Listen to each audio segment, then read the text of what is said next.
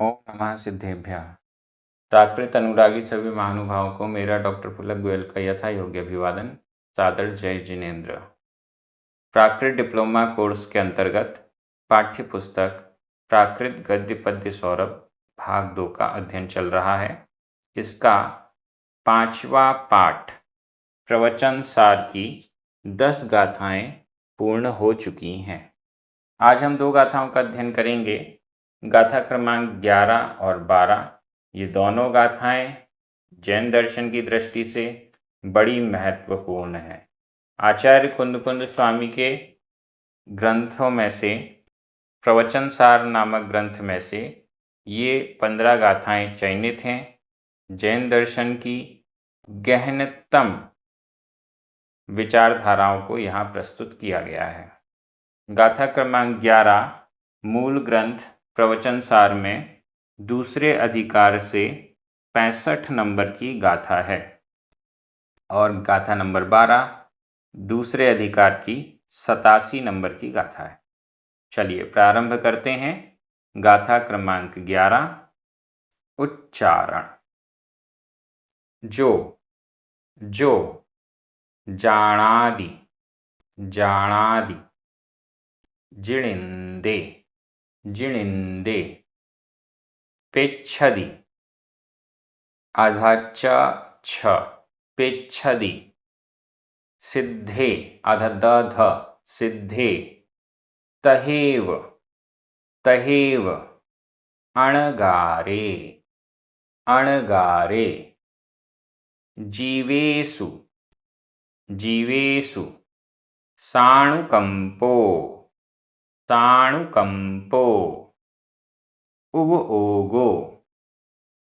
ओगो सो सुहो सुहो तस्स आधा सा पूरा सा तस्स तस्स जो जाणादि जिणिंदे जो जाणादि जिणिंदे पेच्छदि सिद्धे तहेव अणगारे पेच्छदि सिद्धे तहेव अणगारे जीवेषु साणुकंपो जीवेषु साणुकंपो उव ओगो सो सुहो तस्स उव ओगो सो सुहो तस्स।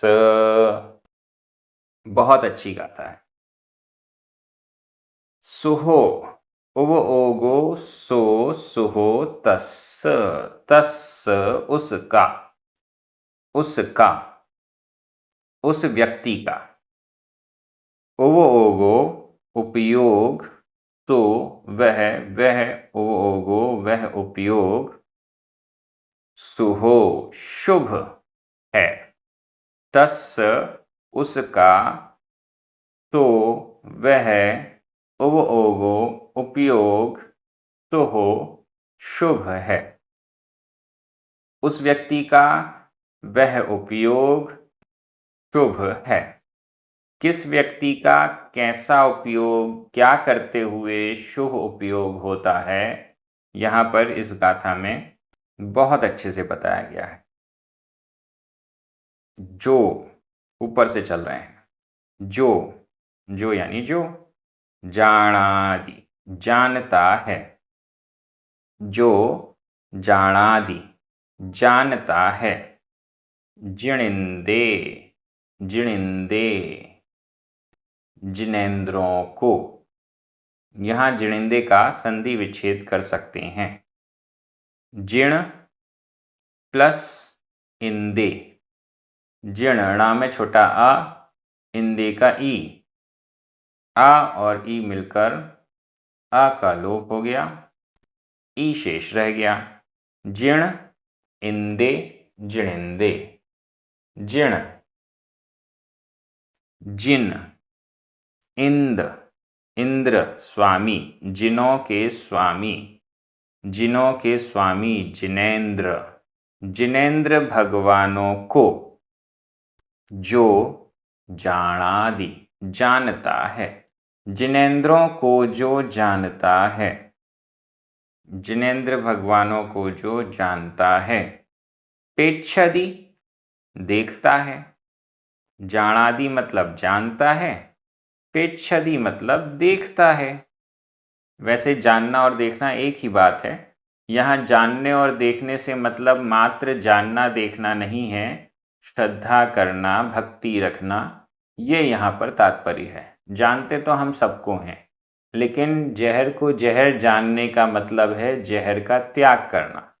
अमृत को अमृत मानने का मतलब है अमृत का सेवन करना। अगर हम जानते हैं कि यह जहर है फिर भी खाते जा रहे हैं तो जानने का मतलब नहीं है। यदि हम जानते हैं कि ये अमृत है फिर भी हम उसका सेवन नहीं कर रहे हैं तो जानने का कोई मतलब नहीं है। उसी प्रकार से यहाँ पर जिणिंदे जिनेंद्रों को जानता है। जानने का मतलब ये है कि उनकी भक्ति आदि करता है, उनके प्रति श्रद्धा रखता है। अगर ऐसा नहीं है तो फिर जानने से क्या मतलब है। जो जिणिंदे जिनेंद्र भगवानों को जानादि जानता है। पेच्छदी देखता है। किसको देखता है? सिद्धे सिद्धों को। सिद्धे सिद्धों को, सिद्ध भगवानों को पेच्छदी देखता है। अब देखता है, सिद्ध भगवान तो दिख नहीं सकते। यहाँ जानना और देखना दोनों का तात्पर्य भक्ति रखना। और ये भी कर सकते हैं जो जानादि जिणिंदे, और पेच्छदी भी साथ में लगा दीजिए। जो जिणिंदे जानादि पेच्छदी, जो जिनेंद्र भगवानों को जानता है और देखता है। सिद्धे सिद्धों को भी जानादि जानता है, पेच्छदी देखता है। तहेव उसी प्रकार, तहेव उसी प्रकार। तहेव का भी संधि विच्छेद किया जा सकता है। तहा हा में बड़ा आ, एव ए, बड़ा आ और ए मिलकर बड़े आ का लोप हुआ, ए शेष रह गया। तहा एव, तहेव उसी प्रकार, तहेव उसी प्रकार। अणगारे अनगारों को, अनगार गृह त्यागी साधु, अनगारों को साधुओं को, आचार्य उपाध्याय साधु। ये पांचों परमेष्ठी हो गए। जिणेंदे जिनेंद्र भगवान अरिहंत परमेष्ठी, सिद्धे सिद्ध परमेष्ठी, और अनगार, अनगार से तात्पर्य है गृह त्यागी साधु, आचार्य उपाध्याय साधु, ये तीनों परमेष्ठी। जो जिणेंदे जिनेंद्रों को, सिद्धे सिद्धों को, तहेव और उसी प्रकार अणगारे अनगारों को जानादि पेच्छदी जानता है, देखता है, उनके प्रति भक्ति भाव रखता है। सो सुहो वह उपयोग शुभ है। तस् उसका, जो ऐसा जानता और देखता है, तस् उसका, उवोगो सुहो वह उसका उपयोग शुभ है। और कैसा? जीवेशु जीवों में, जीवेशु जीवों में, जीवों के प्रति, सभी जीवों के प्रति। पंच परमेष्ठियों के प्रति तो भक्ति भाव हो गया, उनको जानता और देखता है, उनके स्वरूप को समझता है, श्रद्धा रखता है। जीवेशु, लेकिन जीवों के प्रति, बाकी जो जीव हैं जो पूज्य नहीं हैं, सामान्य हैं, जीवेशु जीवों के प्रति, जीवों में साणुकंपो, बहुत बड़ी बात है, साणुकंपो। यहां संधि विच्छेद कर लें, स प्लस अणुकंपो, छोटा आ, सा में छोटा आ, अणुकंपो का छोटा आ, दोनों मिलकर बड़ा आ हो गया। साणुकंपो, अनुकंपा से सहित, जीवेशु जीवों के प्रति, जीवों में अनुकंपा से सहित। अनुकंपा मतलब दया, करुणा, जीवों के प्रति दया परिणाम से सहित, जीवों के प्रति करुणा भाव से सहित। तस् उसके, सो वह, उवोगो उपयोग, तो हो शुभ है। उसका वह उपयोग शुभ है। आचार्य कुनकुन स्वामी ने प्रवचन सार में इस गाथा के आसपास और भी अनेक गाथाएं शुभोपयोग, अशुभोपयोग, शुद्धोपयोग से संबंधित लिखी हैं। बहुत अच्छा वर्णन है। यहाँ पर एक गाथा आ गई जिसके माध्यम से शुभोपयोग का बहुत कुछ स्वरूप प्रकट हो गया है। पंच परमेष्टि के प्रति तो भक्ति भाव और श्रद्धा हो, साथ में जीवों के प्रति अनुकंपा, दया का भाव होना, यह शुभ उपयोग है, ऐसा यहाँ पर कहा गया है। गाथा बहुत अच्छी है। व्याकरण की दृष्टि से देखते हैं। जो, सो, ताणुकंपो, उबओगो, सुहो, ये सभी प्रथमा विभक्ति के एक वचन हैं। जाणादि, पेच्छदि, वर्तमान काल अन्य पुरुष एक वचन के क्रिया रूप हैं। जिणिंदे, सिद्धे, अणगारे, ये सभी द्वितीया विभक्ति के बहुवचन हैं। तहेव अव्यय है। जीवेषु सप्तमी विभक्ति का बहुवचन है। तस् षष्ठी विभक्ति का एक वचन है। इस प्रकार से व्याकरण पूरी हो गई। मैं एक बार हिंदी अर्थ कर रहा हूं, आपकी नजर प्राकृत शब्दों पर जानी चाहिए। जो जिनेंद्र भगवानों को, सिद्धों को और उसी प्रकार अनगारों को जानता है और देखता है, जीवों के प्रति अनुकंपा से सहित है, उसके वह उपयोग शुभ है। यह शुभोपयोग है। ऐसा जो भाव रखता है, ऐसा जो प्रयोजन रखता है, ऐसा जो उद्देश्य रखता है, उसका उपयोग शुभ कहा गया है। अब हम अगली गाथा में चलते हैं। ये भी बड़ी महत्वपूर्ण है। जैन दर्शन का बहुत बड़ा सिद्धांत यहाँ सामने आ रहा है। गाथा क्रमांक 12। उच्चारण। रत्तो, आधाता पुरता, रत्तो, रत्तो। बंधदि, बंधदि। कम्मम, अधमा पुरमा, कम्मम, कम्मम। मुच्चदि, अधच्च पुरच्च, मुच्चदि, मुच्चदि। कम्मेहिम, अधम पुरम, कम्मेहिम, कम्मेहिम। राग रहिदप्पा, अधपा पुरपा, राग रहिदप्पा, राग रहिदप्पा। एसो, एसो। बंध समासो, बंध समासो। जीवाणम, जीवाणम। जाण, जाण। णिच्छेदो, अधच्च छ, णिच्छेदो। रत्तो बंधदि कम्मम, रत्तो बंधदि कम्मम। मुच्चदि कम्मेहि राग रहिदप्पा, मुच्चदि कम्मेहि राग रहिदप्पा। एसो बंध समासो, एसो बंध समासो। जीवाणं जाणनिच्छयदो, जीवाणं जाणनिच्छयदो। बहुत अच्छी ये गाथा है। रत्तो बंधदि कम्मम। रत्तो, रत्तो, रक्त, अनुरक्त, राग से युक्त, राग से सहित, रागी, रागी व्यक्ति। जो राग से डूबा हुआ है, राग में डूबा हुआ है, सांसारिक वस्तुओं के प्रति राग द्वेष से भरा हुआ है। रत्तो, रक्त, अनुरक्त। ऐसा रत्तो रक्त व्यक्ति, रागी व्यक्ति बंधदी बांधता है, बंधदी बांधता है।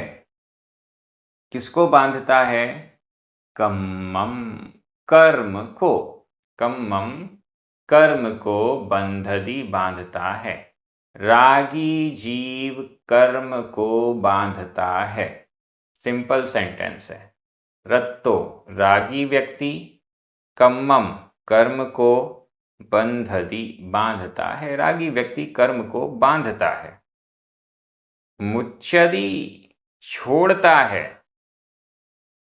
कर्म को छोड़ता है। मुच्चदी, छोड़ता है, कर्म को छोड़ता है, कर्म से छूटता है, कर्म को छोड़ता है। कम में ही लिखा हुआ है, कम में ही कर्मों से।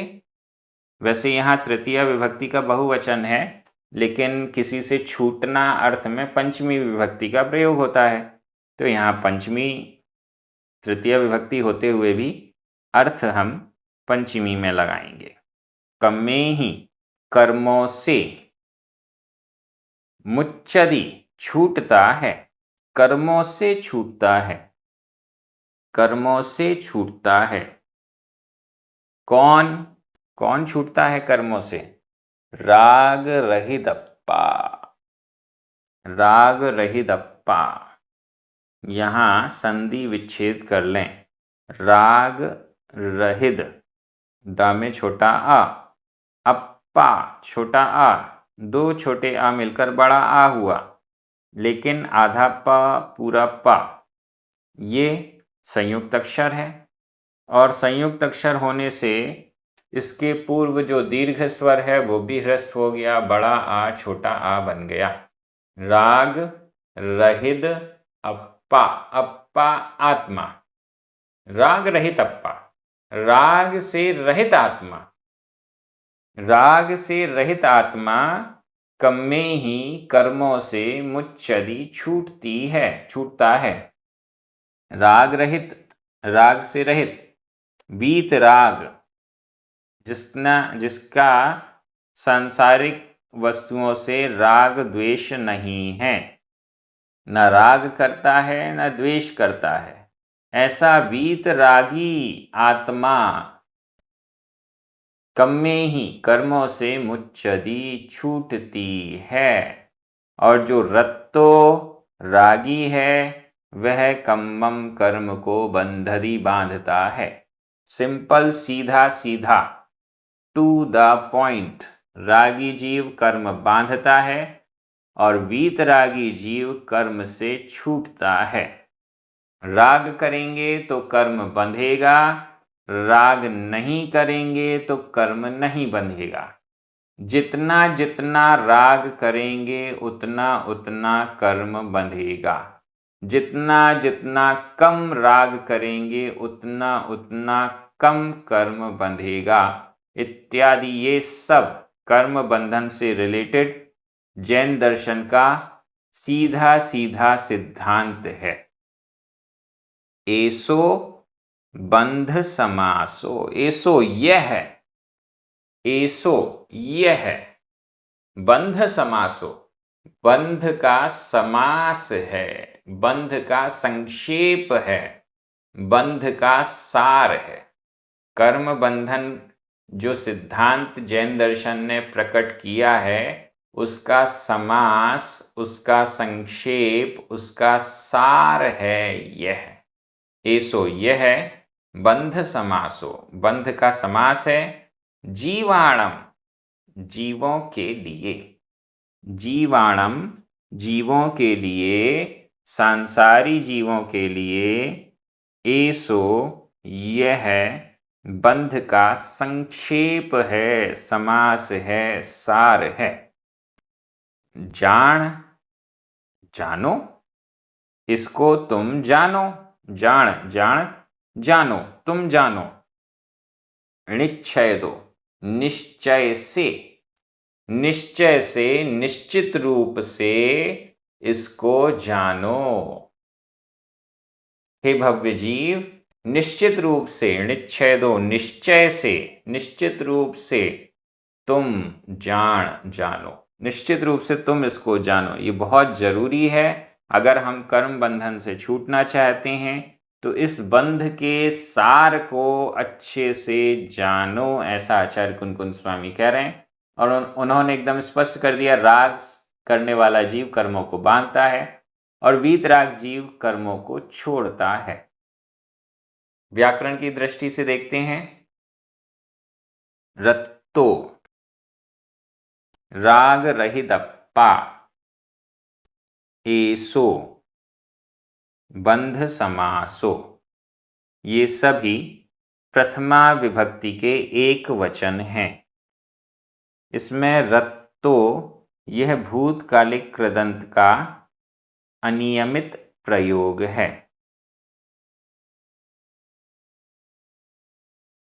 इसके बाद बंधदी, मुच्चदी, ये दोनों ही वर्तमान काल अन्य पुरुष एक वचन के क्रिया रूप हैं। कम्मम द्वितीया विभक्ति का एक वचन है।